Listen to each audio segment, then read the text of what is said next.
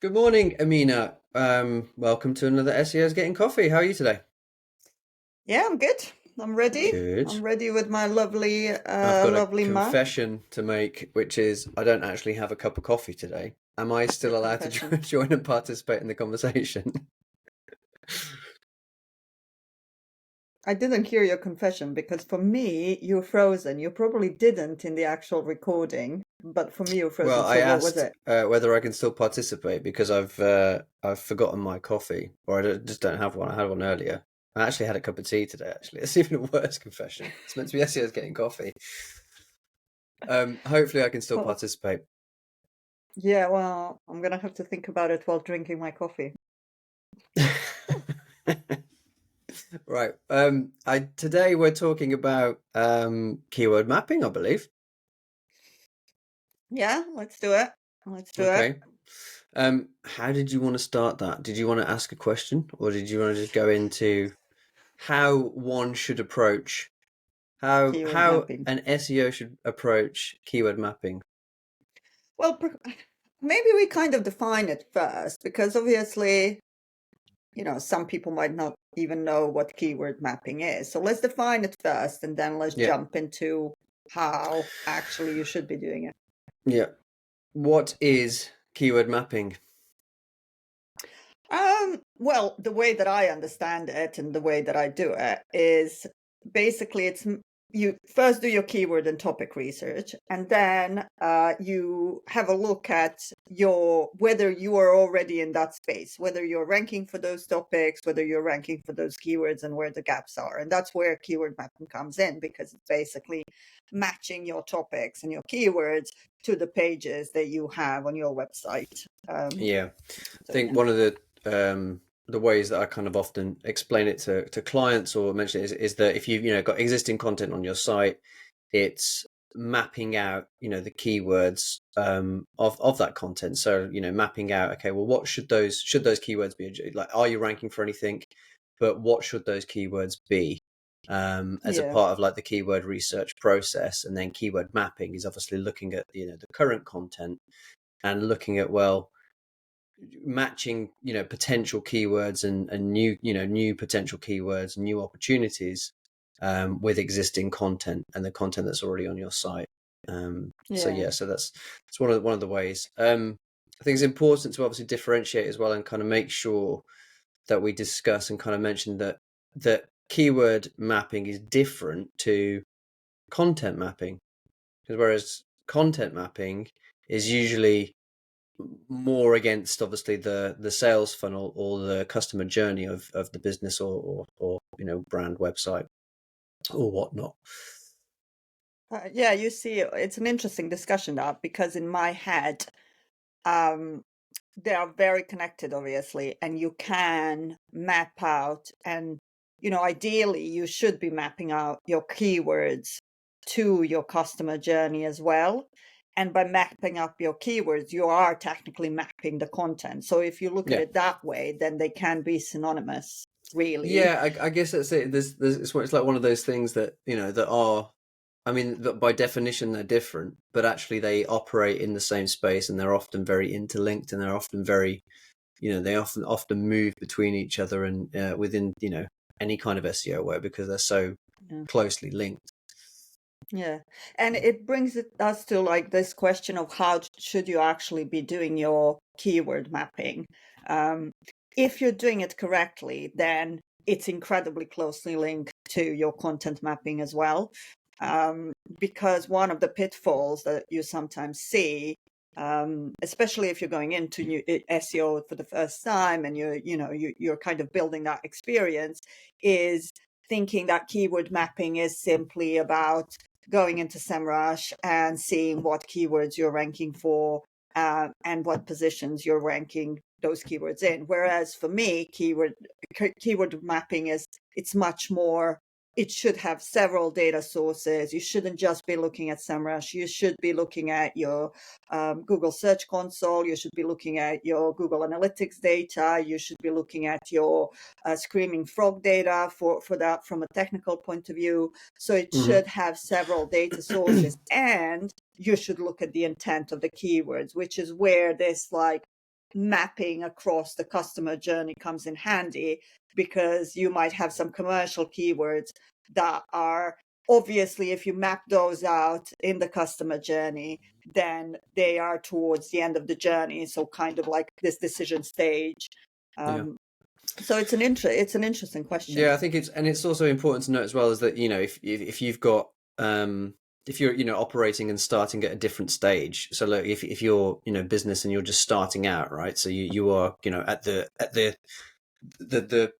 planting the seed of your website, and you're kind of experimenting and starting your kind of SEO strategy, is that you'll potentially have a lot less data sources to use. So you wouldn't be able to use, say, like Google Search Console or things like that, because actually that wouldn't be something that's maybe that applies to you, because you won't have any data there potentially, especially if you're starting fresh.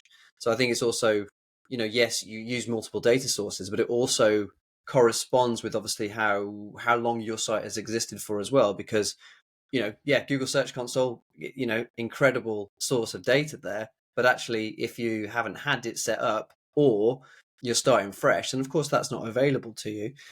So you might be more reliant on, say, some of the keyword research softwares.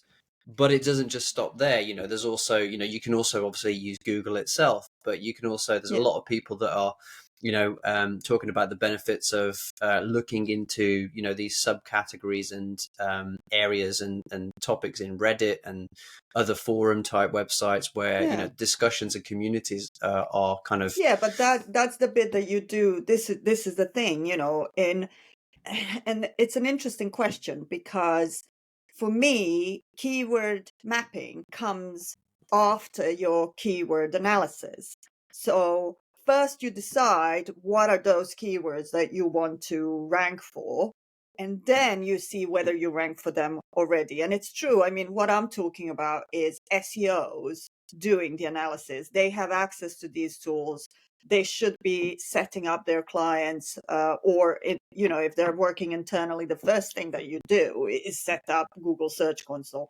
If you're a new website, you're not going to do keyword mapping, because chances are you're not really ranking for anything. You might go to SEMrush, run your website, and see what you're ranking really for, and most often you'll discover that you don't rank for anything. So you wouldn't do that. What you would do is your keyword research, and then your plan, your content plan. What are you going to be writing about that matches with your keyword research?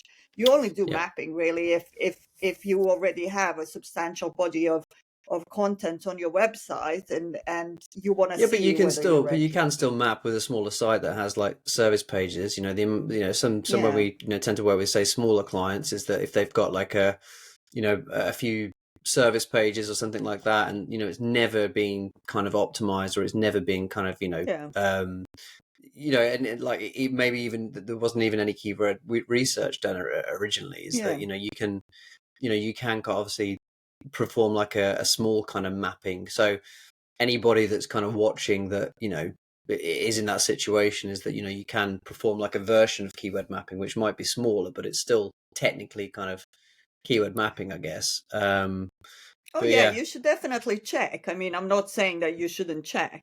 You definitely need to check, but it's a much smaller job, as you say.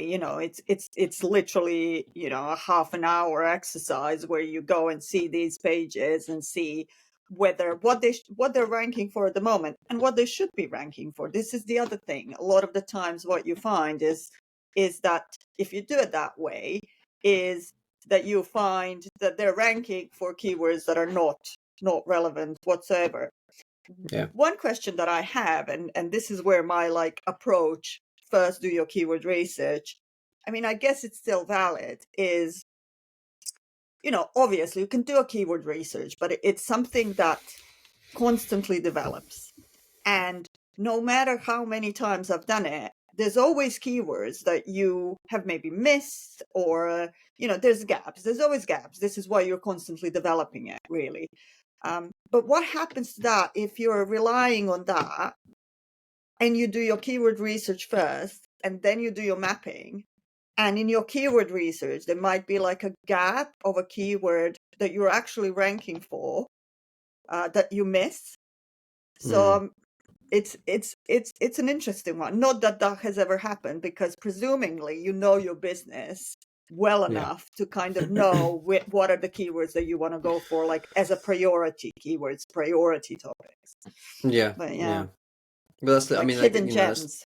yeah, but that's with the crossover as well, though, is because that you might find that you have a more of a gap in, say, kind of, I don't know, like kind of consideration, for the consideration phase of, like, say, the customer Yeah, journey. You might find that, well, actually, there's a common theme here, is that we've got kind of a complete lack of content for people that are considering our product or our service, right? So you might have these kind of questions or things that you could actually be yeah, doing a lot better of a job on, yeah, and then it's obviously adapting your then content strategy to obviously yeah. And it's those, this is the thing. So while I always do it that way, I always do the keyword research and then I do the keyword mapping, a part of me is always wondering whether I'm missing any hidden gems. This is why it's also important to bring in multiple sources, like, bringing in your traffic, for example, from Google Analytics is important, because if you see that you're not ranking, yeah, for the keywords, you ran your keyword research keywords through the content mapping, you see you're not ranking for them, but the page has like loads of organic traffic. Mm, That's already a flag for you to have a look at. Hang on a minute. Why yeah, am I where is it where's getting? this Yeah, traffic coming yeah. from? Am I missing something in my keyword research? Because obviously this page is getting traffic from somewhere. Is it relevant traffic? This is why you bring in the traffic, you bring in the conversions as well. This is the other bit that's super important. You bring in your conversion data so that you can see whether those pages are converting, so that you can see, it makes you curious if you have these data sources. But yeah, it's more work really. So Yeah, but that's it though, isn't it? Is that I think the key point there is obviously just the the just using the multiple sources, and just using because I think we've mentioned this before, is that if you become too heavily reliant on uh, any of the SEO softwares, they're based on search volumes that are kind of averaged out, so you've also got the one of the fall down, and one of the kind of drawbacks to them is that, yeah, like, even low search volume terms can actually or still have potential zero. to drive to drive a lot of traffic, Exactly, because exactly. they just not might not be suited to that channel of Google, of Google search. They might be coming from other organic sources, right, or other sources, or even other other search engines, or whatnot. It does, there's other sources obviously where traffic will come to your website organically, and I think that, yeah, that this it's always important obviously to take that into account, but it's also important to realize the drawbacks of those SEO softwares, that it's all averages, and you Yeah, could be looking at a keyword. I was looking at and tracking a keyword recently as an example, that 6 months ago it had an average search volume of, I think it was about 220 or 250 searches per month, but I checked recently and now that's gone up to 1,000 searches per month in just such a short space of time. And yeah, that that those 6 months, as you can see, that's actually a what you call is it's more trending now, like it's more popular, yeah, it's it's becoming more of a popular search term. So there's also that prediction element of it as well, and that kind yeah, of also being sure of, like, if you if you have an inkling, and using your gut feeling as well, kind of sprinkling a little bit of gut feeling on your SEO work to kind of make, well, actually I'm yeah. gonna gamble on this one, and I'm gonna say, like, actually, this, I think that this has strong potential to increase over time. um And you know it's also kind of thinking about, this is, and this is how it's all connected really. And we spoke about keyword research previously and things. But yeah, it is an estimate, and zero volume keywords are sometimes, I mean, a lot of the times they're super important. I mean, one of our clients, um, honestly, whenever I do their keyword research, most of their keyword, they're such a niche client that most of them are zero volume. but the Mm. leads that they're getting are incredible. So the Yeah. quality is great. So when you're doing your Yeah. keyword mapping, again, you need to be thinking about that side of things. But I guess that Yeah. really fits more into keyword research, and I'm going Yeah, off piece with that yeah. topic. But that's it. But that, it kind of illustrates the point, though, that all these things are interconnected and all these things, Yeah. cross over. And I think the content mapping side of bringing in obviously the the stages of your kind of customer journey or your sales funnel, Is important. it's really Yeah. important to have that. And that's why you'll Yeah, often see exactly. that a lot of people will always bring in. We're going to do keyword and content mapping. It's going to be keyword and content mapping because it's just so Yeah. interlinked, even Yeah. though And technically they're different actually, things, but it does kind of make sense as well in the content mapping stages with the 0 keywords, because you could have a situation where you have a service page or something like a commercially relevant page where you kind of decide, let's optimize it for this keyword because that keyword has lots of volume, and therefore we should be doing that, when actually there might be like a keyword that has less volume or 0 volume, where actually the quality of the leads that are coming in is so much better that it's actually worth doing that rather than yeah, going for yeah. the.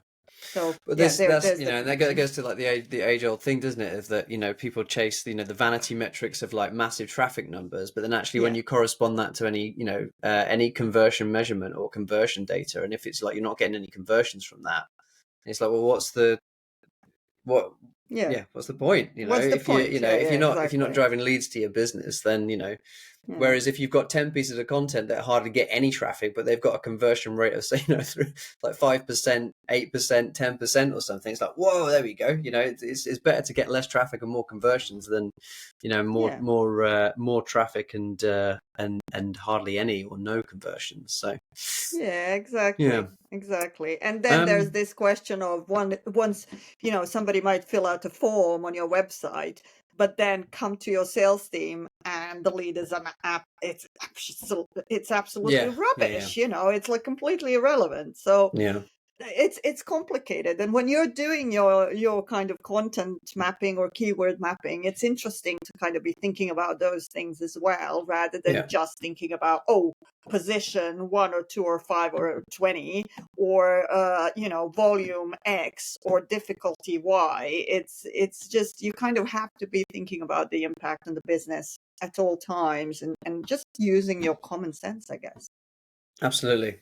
Yeah. Excellent. Now I'm going to play this transition over to 404. No, So room we're not 404. doing, honestly, we're not So doing we're not, I'm sorry, I'm not what's wrong? prepared for you to be doing the Well, I sound thought it was an effects. excellent. I'm just going to give you. See, like everybody's so happy that with your summary at the end of that section about keyword and content mapping, I'm going to do some clapping.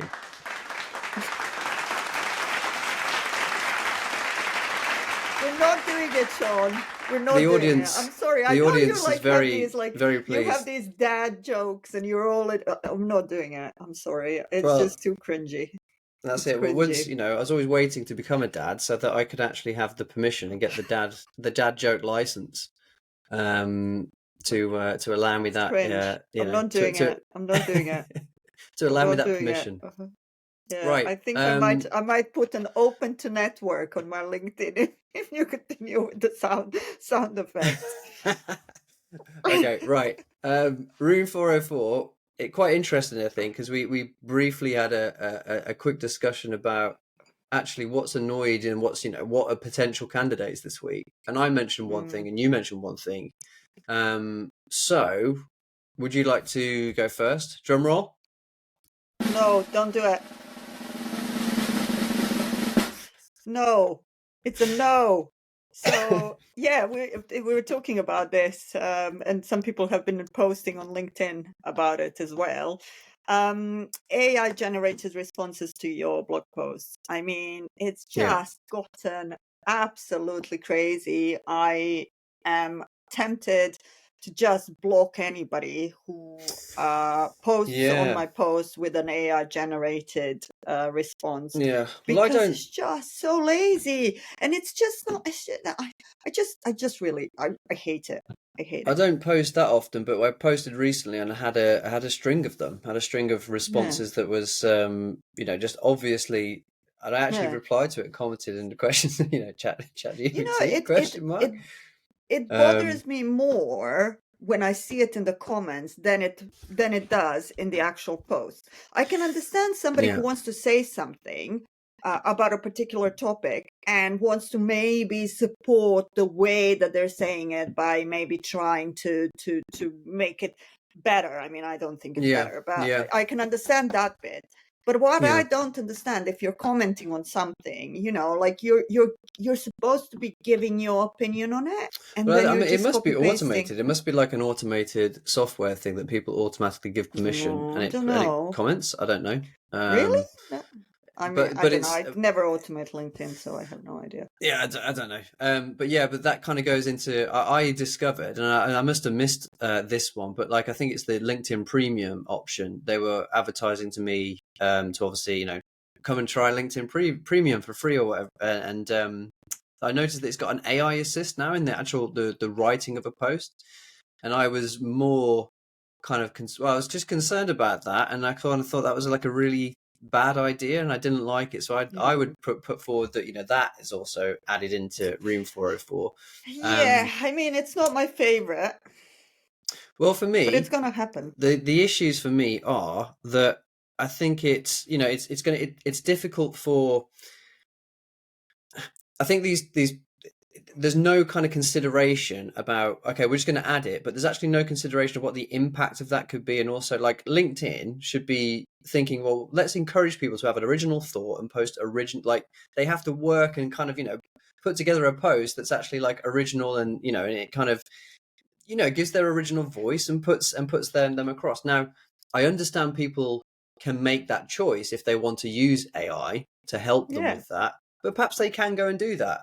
But to integrate it into the platform, does that match up with the values and what LinkedIn's all about? And does it, and if it yeah, does, is that the right direction? Like, is that, because basically, let's think of a future where everybody on LinkedIn is not going to be any real people. It's literally going to be like, okay, your face is on there, but it's just going to be loads of AI formulaic AI posts of but people it just happens of even AI without talking to that. each other.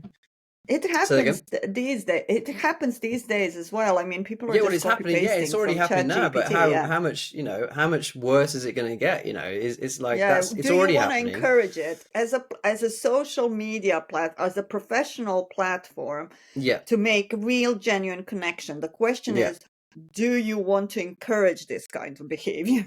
Well, exactly. Does that fit? Does that and does it because that's it. It's like more and more is obviously LinkedIn's becoming a place of that, and you can just see it. You see Yeah. it every day if you're on there, checking up on anything Mm. or reading some general news and following your connections and stuff. But there's people that are really utilizing it and utilizing it into their productivity, but these conversations are happening, like we were saying about the comments, but also about people that are just using it. And what kind of platform will that create in the future if everybody is just using AI?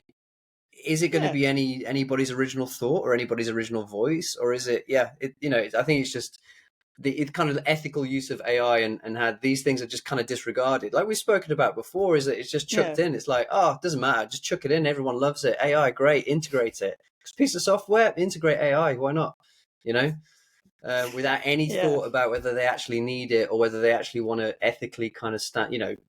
Anything that to stand by that. So yeah, Yeah, just my I thoughts. So mean, we always talk about it. Somehow it kind of like always rears its heads these days, and it's gonna more and more kind of be part of the conversation. So I guess it's good that we're talking about it. So I mean, we're definitely 404ing the comments. You But wanna yeah, put the 404 even comments the in. post. AI comments on LinkedIn. There you go. That Oh can room God, yeah. for it. I think that's safe. I think everybody hates that. But I think some people might disagree that, people should be allowed to obviously have it integrated into LinkedIn, and Yeah. you can just Yeah, I have AI no your idea post how straight I away. feel about it, to be honest. I don't know. I can understand it, but I haven't like made up my mind. how I feel. But the Yeah, but comments, I I'm guess it's very like sure of. all of these things, like it may be convenient, and I think that's the one question that often gets, very quickly is that with technological advances, the convenience is always the first thing. It's like, oh, it's really convenient, it's great, and it's gone. But then before you know it, you've already got used to that and you use it in your everyday. Whereas actually, just because it's convenient doesn't mean that we should go full, we should just let it happen and use it, and put it Yeah, into everything. It's like, because it's like, well, what do you lose? What's the cost of that? And that's a really important conversation that I think not many yeah, people are having. So yeah. true. Cool. Okay. Well, I think that's about it. Thanks very much for this week. Thank you, everyone. We hopefully will see you again next week. And I promise to bring a coffee next week. Yeah, And you better have it bring a sorted. mug and you better stop with the sound effects. Well, I think the sound effects are going to I'm be here not, to like, stay. seriously, I just can't. I have control of the buttons, unfortunately. So I'm like a child with a new toy. So. Oh, please don't. Well, yeah, thanks everyone. Remember, you can like, subscribe. We've got a playlist on YouTube where you can listen to all of the SEOs Getting Coffee episodes, or you can go through and pick and choose which ones you'd like to listen to. It'd be really great if anybody wants to ask us any questions or comment. Then we'd be happy to engage in interesting discussion and conversation about some of the topics that we raised here. And yeah, it'd be really great to hear from you in the comments. And hopefully we'll see you next week. So from myself, thank you very much, and we'll see you later. See you. Bye Bye. bye.